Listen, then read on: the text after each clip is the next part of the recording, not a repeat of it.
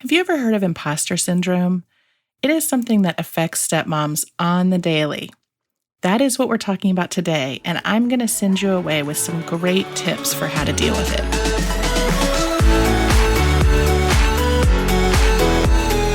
I'm Cameron. I spent years building my career and creating a life I loved. And when my Prince Charming finally showed up, he had 4 kids in tow. Fast forward through lots of mistakes made and lessons learned, step-family life was much more complicated than I realized. If you're looking for help with blended family life, you're in the right place. Welcome to the Stepmom Diaries, where we keep it real as we dish about all the things. This is your weekly dose of blended family inspiration and encouragement. You're not the wicked stepmother, so let me help you find your fairy tale ending. Come on, let's do this.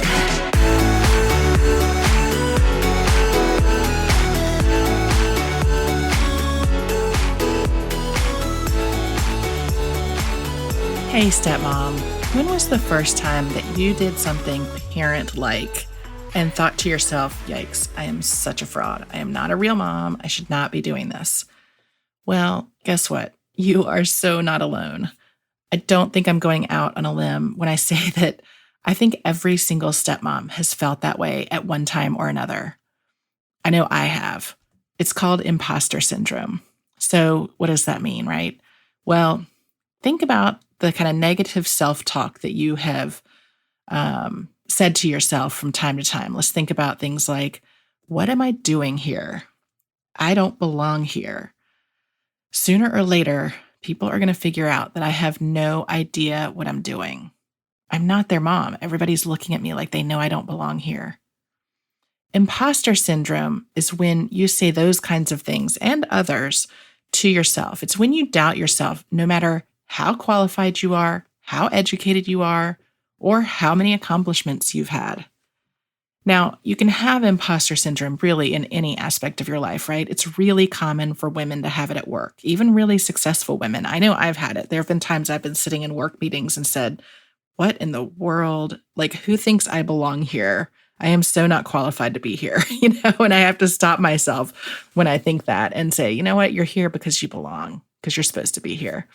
But did you know that 7 in 10 people, and I'm not talking about stepmoms, I'm not talking about moms, I'm not talking about women at work, 7 in 10 people have experienced imposter syndrome at one time or another. It's crazy. But today we're talking about imposter syndrome as it relates to stepmoms, as it relates to you, as you try your very hardest to do a good job at this very difficult role.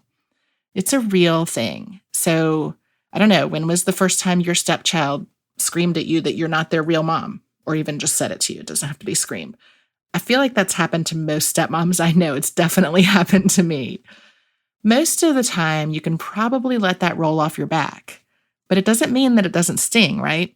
Especially if you wanted kids of your own and couldn't have them. And if you think about it, society really doesn't help stepmoms.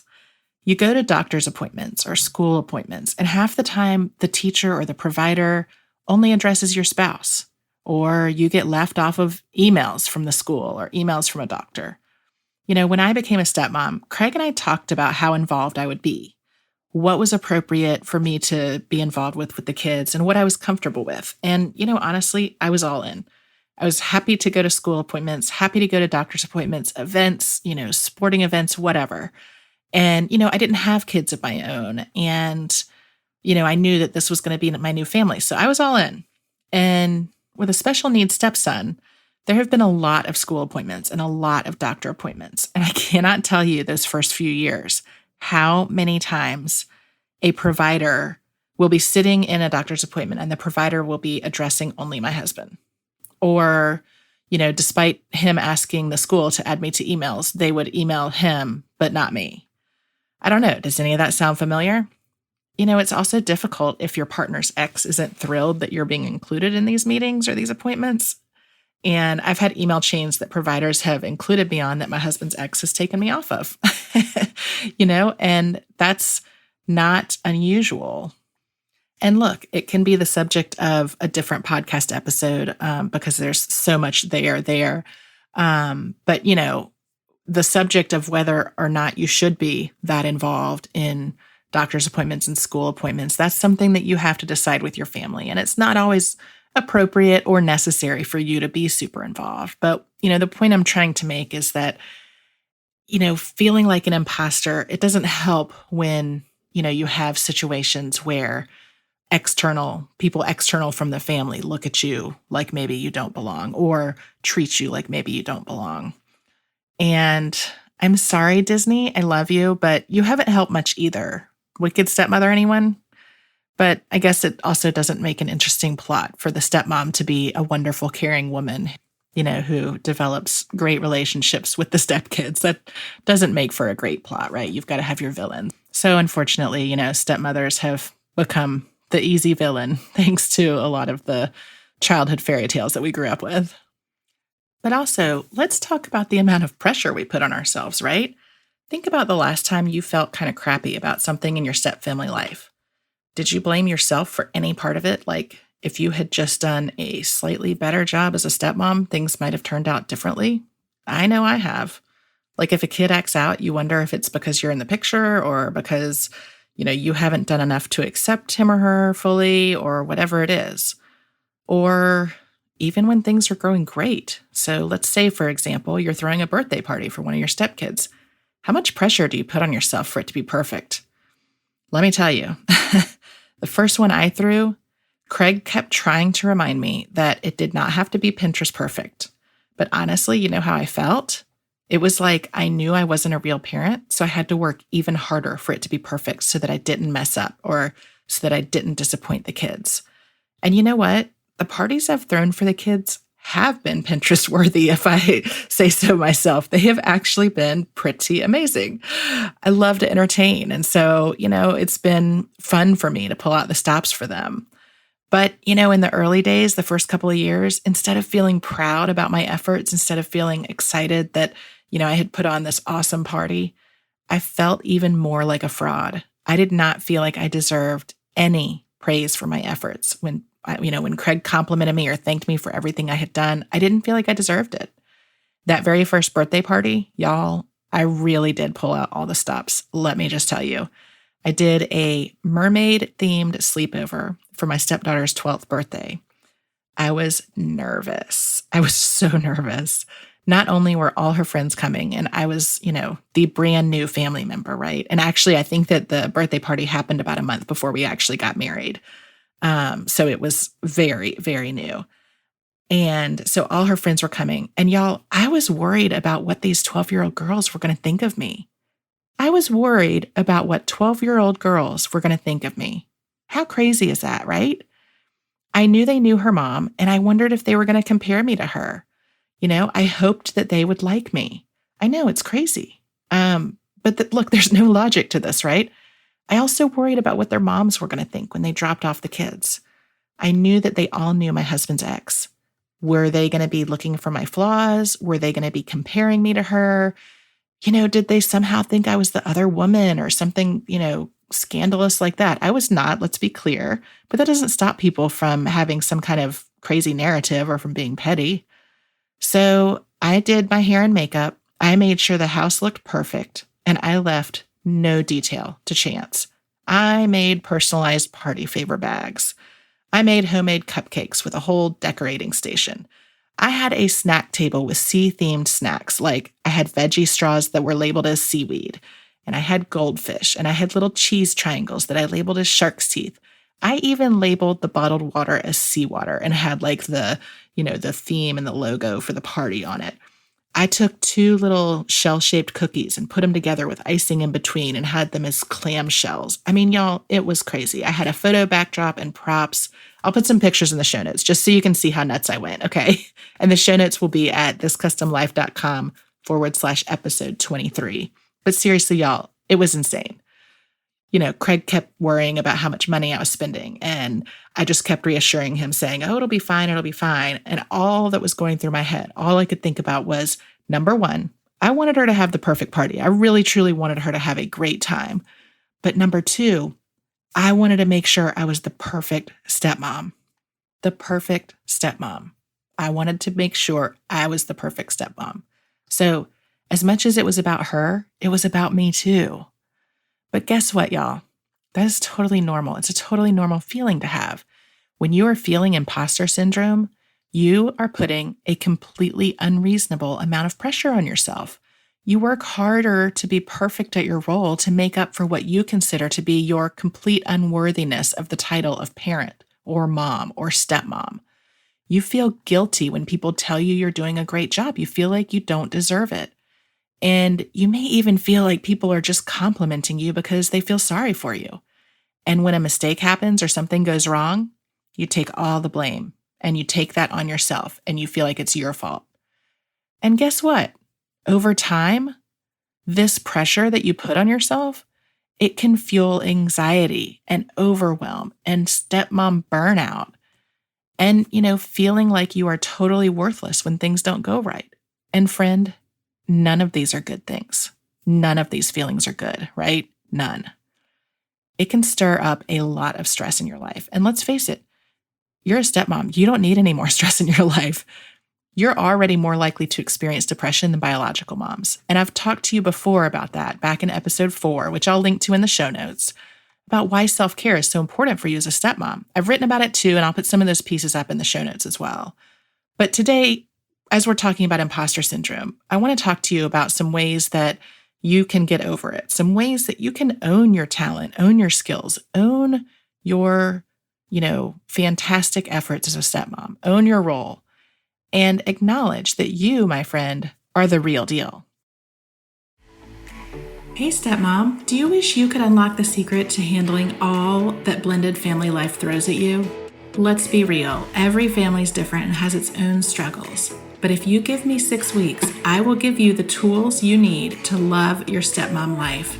In just 6 weeks, I will help you learn to deal with your partner's ex with confidence, to understand your role as a stepmom, to learn what it is your stepchildren are really looking for and how to communicate with them, to know that you and your partner are on the same page, and to reduce your daily stress and reclaim time for yourself. The Blended Family Formula is a one-of-a-kind course just for stepmoms, designed to help you learn the skills and the strategies to confidently tackle all of your stepmom challenges. You deserve to live out your purpose as a stepmom, and the people who depend on you deserve to get you at your best. If you are a stepmom wondering how to overcome the overwhelm as you feel like you're failing just a little bit at everything, or if you feel guilty for wanting more, this is an opportunity that I promise you will not want to miss. Head over to thiscustomlife.com/BFF to get on the waitlist now. So here are 5 ways that you can address imposter syndrome when you're feeling like you're just not quite enough, okay? So the first thing to do is I want you to release some of that pressure that you're putting on yourself. So we've just talked about how you feel like you need to be perfect, right? How the standard for you seems so much higher than for biological parents. This is normal if you're experiencing imposter syndrome. You're trying to be the superhero. You are trying to be something that honestly, no one expects you to be. So think about it this way. Every parent is doing the best they can. Whether you agree with their decisions, whether, you think that they're doing a good job or not, every parent is doing the best that they know how to do, right? And let's face it, I think most biological parents will tell you that they have no clue what they're doing either. Here's the bottom line with kids. What they need from us as the adults in their life is they need to feel safe and they need to feel loved. I'm guessing that that is a much lower bar than the pressure you're putting on yourself to deliver. Am I right? When you start to pressure yourself, I want you to stop and ask yourself, are you making them feel safe? And are you making them feel loved? That's it. That's the most important thing. And I know that sounds like really oversimplified, but honestly, it is that simple. There's a lot of stuff that we do for kids that they don't care about.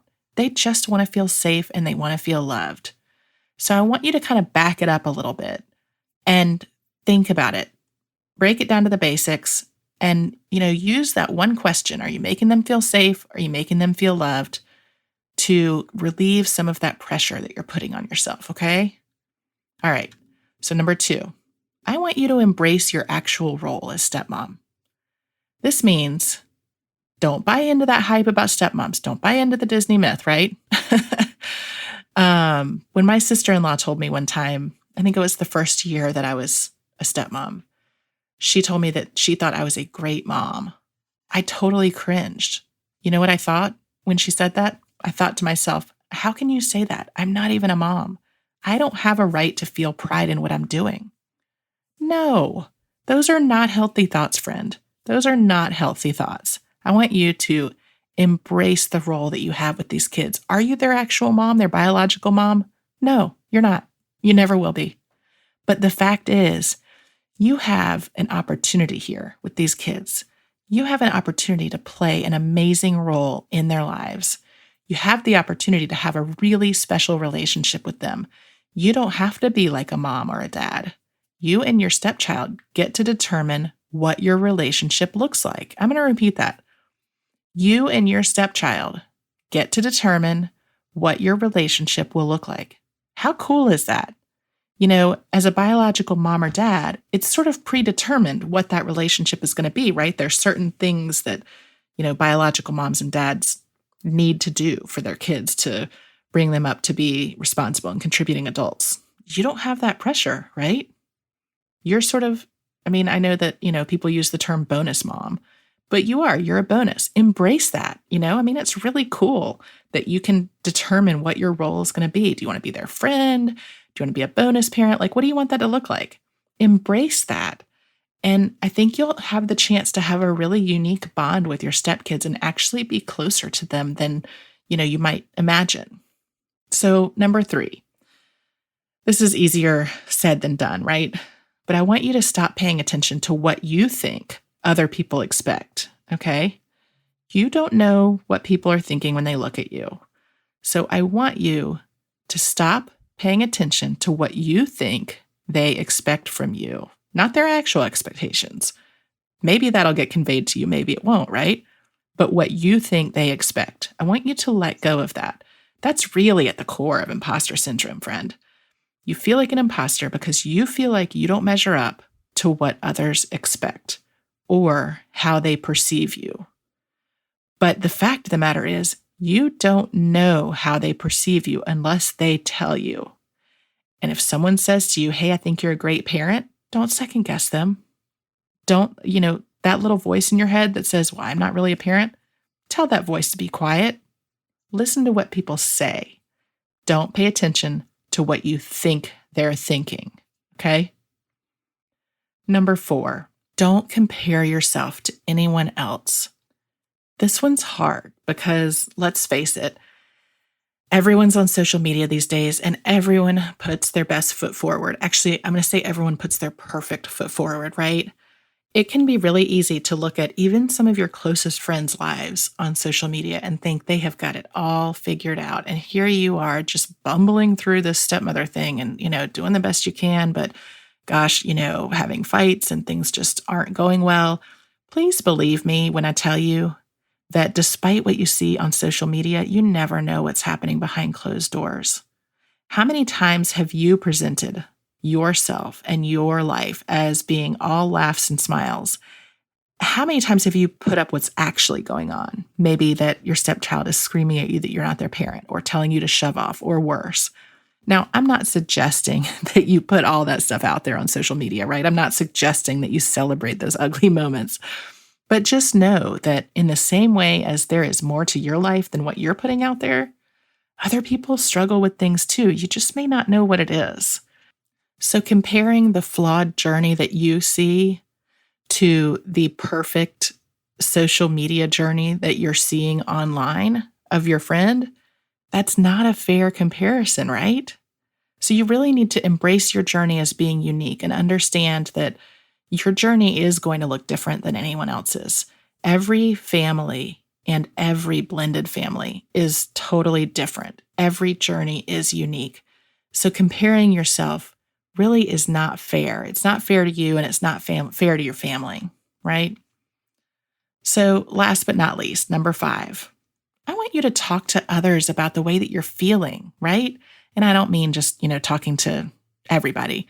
But, talk to your friends, talk to your family. I was opening up recently to a friend about some of the blended family struggles we've had in the last couple of years. And she looked at me kind of with amazement and said, "Oh my gosh, I had no idea that you were dealing with all that. No clue." And she didn't. How could she? I don't broadcast the bad stuff, right? Not many of us do.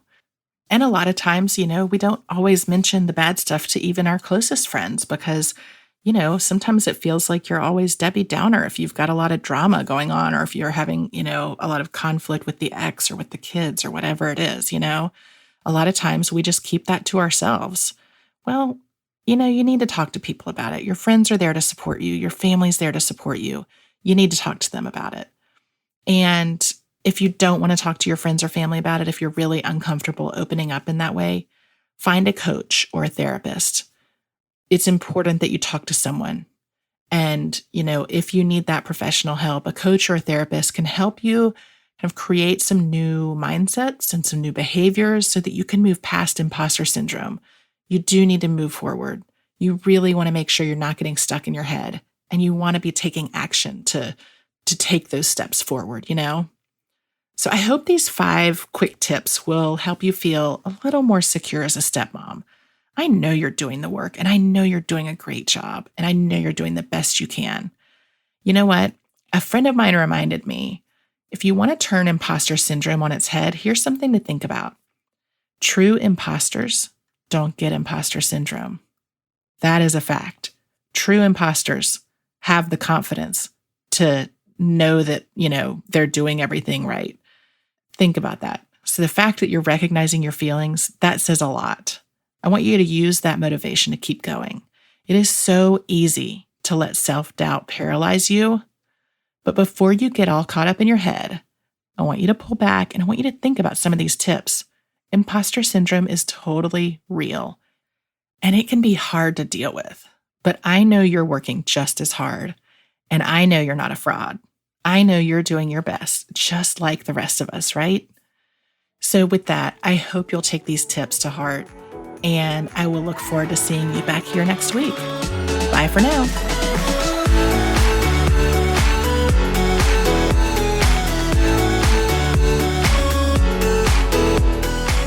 That's it for this week. If you've enjoyed our chat, I hope you'll help spread the word. Share this episode with friends and head on over to wherever you listen to podcasts and leave me a review. And don't forget, for more great stepmom content, head on over to thiscustomlife.com and follow me on social media. Just search This Custom Life on Facebook, Instagram, Twitter, and Pinterest. Until next time, you keep being you and know that we are in this together. See you here next week.